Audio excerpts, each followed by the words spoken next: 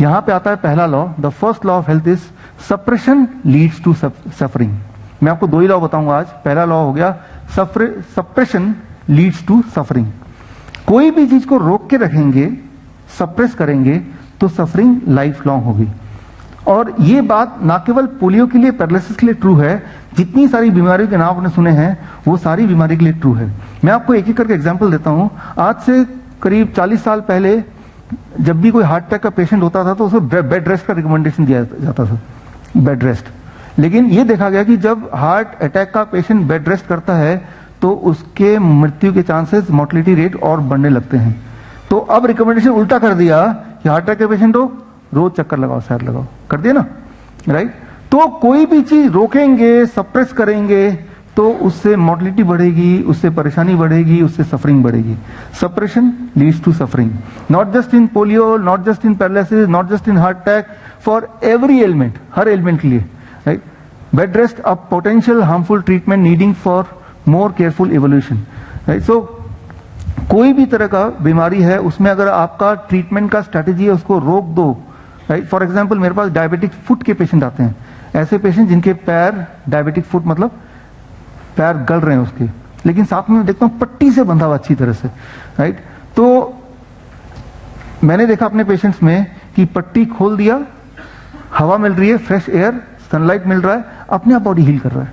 लेकिन अगर कन्वेंशनली आप डॉक्टर के पास जाएंगे तो क्या करेंगे, पट्टी के ऊपर एक और पट्टी बांध देंगे और अल्टीमेटली वो पैर सड़ जाता है, फिर वो एम्प्यूट करने पड़ता है। और जब एम्प्यूट करते हैं तो बोलते हैं डायबिटीज की वजह से पैर कट गया। So try to understand the first principle, suppression can will cause suffering.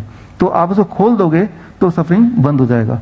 तो the same thing goes with high blood pressure medication. High blood pressure medication कैसे सप्रेस करता है उसके लिए ज्यादा डिटेल में ना जाएं, तब भी आप समझ आ जाएगा, सिर्फ नाम ही काफी है।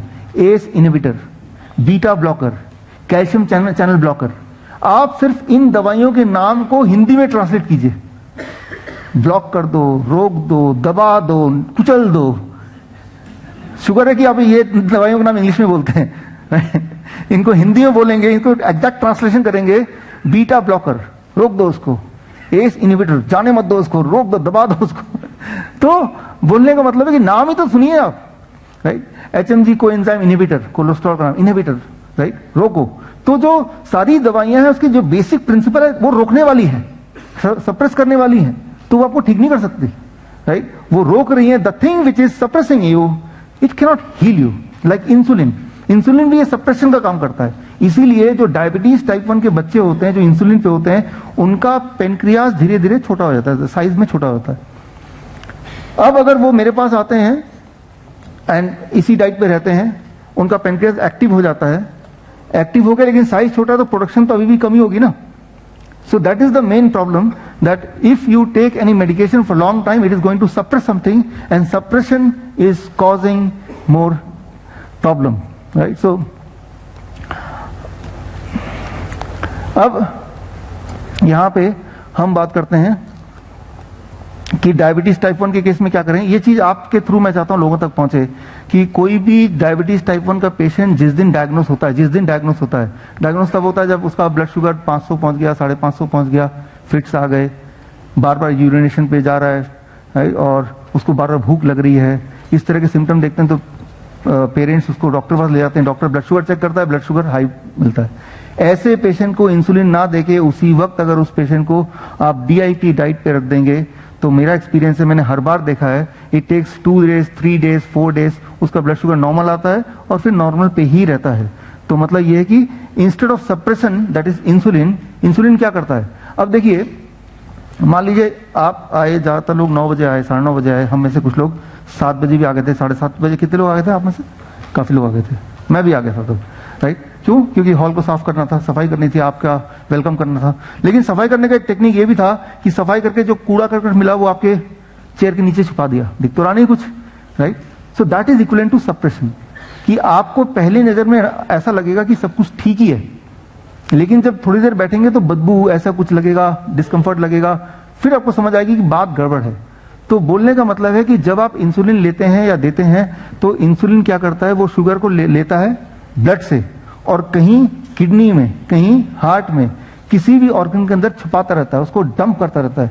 ठीक उसी तरह से जैसे कि हॉल के कचरे को हॉल के अंदर ही कहीं छुपा दें, जहां दिख तो रहा नहीं है, लेकिन नहीं दिख रहा तो लेकिन एहसास तो होगा ना।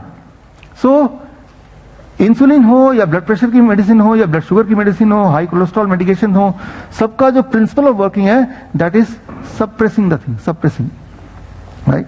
तो हमें करना क्या होगा, राइट।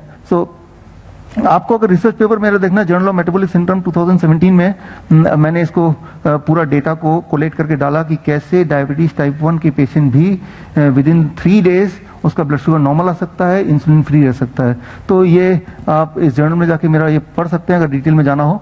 यहाँ पे सिर्फ 2 बात समझनी है डायबिटीज टाइप 1 के पेशेंट के लिए, कि जब भी कभी कोई डायबिटीज टाइप 1 का पेशेंट मेरे पास आता है तो मैं एक ही चीज पूछता हूं कि डायग्नोसिस से 3 महीने के अंदर क्या फीवर या फिर वैक्सीन, इनमें से कुछ, तो मैंने देखा 99% केस में पेरेंट बोलते हैं कि 3 महीने के अंदर या तो उनको बच्चे को फीवर आया था या बच्चे ने वैक्सीनेशन कराया है।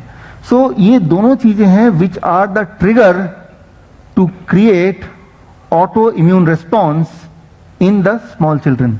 तो मेरी आपसे जो पहला जो सजेशन है यहाँ पे बच्चों के कॉन्टेक्स्ट में वो ये कि बच्चों को अगर फीवर हो जाए तो हम क्या करते हैं, एंटीपायरेटिक मेडिसिन, मतलब फीवर को कम करने की दवा इमीडिएटली देते हैं ताकि फीवर कंट्रोल में आए।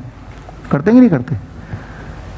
देखिए, एंटीपायरेटिक दवा जब देते हैं, फीवर को कम करने की कोशिश करते हैं, तो वो बॉडी में किस तरह से काम करता है ये थोड़ा आप समझने की कोशिश कीजिए, ताकि आपको ये पता चले कि बच्चों के कॉन्टेक्स्ट में या फॉर दैट मैटर आप खुद के कॉन्टेक्स्ट में क्या करेंगे।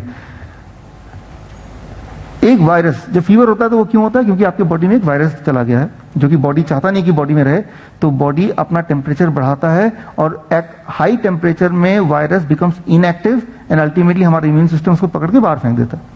That is what is the mechanism, जो कि आप सबको पता ऑलरेडी है। ये तो हुई एक बात। हायर टेम्परेचर, जब टेम्परेचर बढ़ गया तो वायरस इनएक्टिव हो गया, हमारे इम्यून सिस्टम ने फायदा उठाया, उसको पकड़ के बाहर फेंक दिया।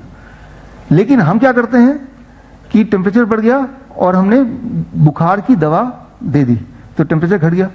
तो इसको यूं समझिए कि मान लीजिए आपके घर में एक बिल्ली घुस जाए खिड़की से, आपको उसको भगाना है, आप भगा रहे हैं तो बिल्ली क्या करेगा, खिड़की के रास्ते भागेगा चूहे की तरह।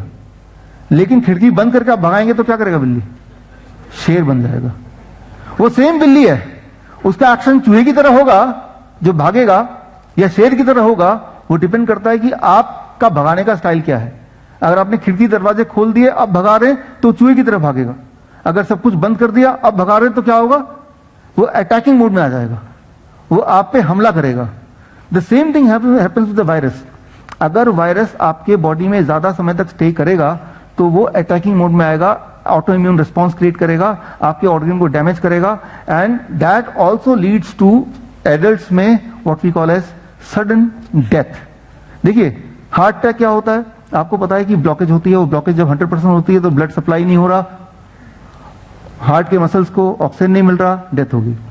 लेकिन वो ब्लॉकेज 90 से 100% होगा, उसके बीच में जो एक रोल है, एक कड़ी है, वो कड़ी है वायरस, राइट। डिटेल में मैं जाऊंगा अगर थोड़ा टाइम मिलेगा कंप्लीट करने के बाद।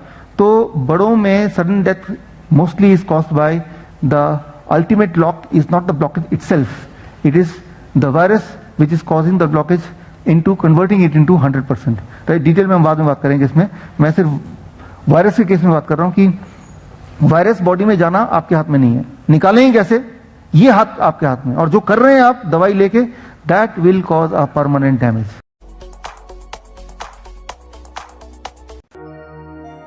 अगर आपको मेरे बताए हुए DIP डाइट, नाइस प्रोटोकॉल या पोस्चरल मेडिसिन से कभी कोई लाभ मिला है और अगर आप मुझे सपोर्ट करना चाहते हैं तो आप अपना एक वीडियो टेस्टिमोनियल मुझे व्हाट्सएप कीजिए 9871186229 पर।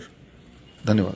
दोस्तों, वीडियो पसंद आया होगा, अगर पसंद आए तो लाइक कर दीजिए। दोस्तों के साथ, अपने रिलेटिव्स के साथ जितना ज़्यादा हो सके इस वीडियो को शेयर कर दीजिए, क्योंकि हो सकता है उनको ये वीडियो आपसे ज़्यादा ज़रूरत हो।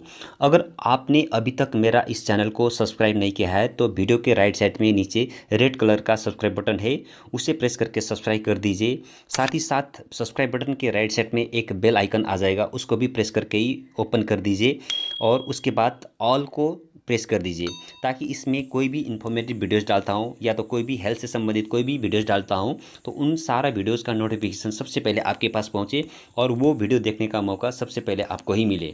Wish you all the best. Thank you very much for watching this video. Bye bye.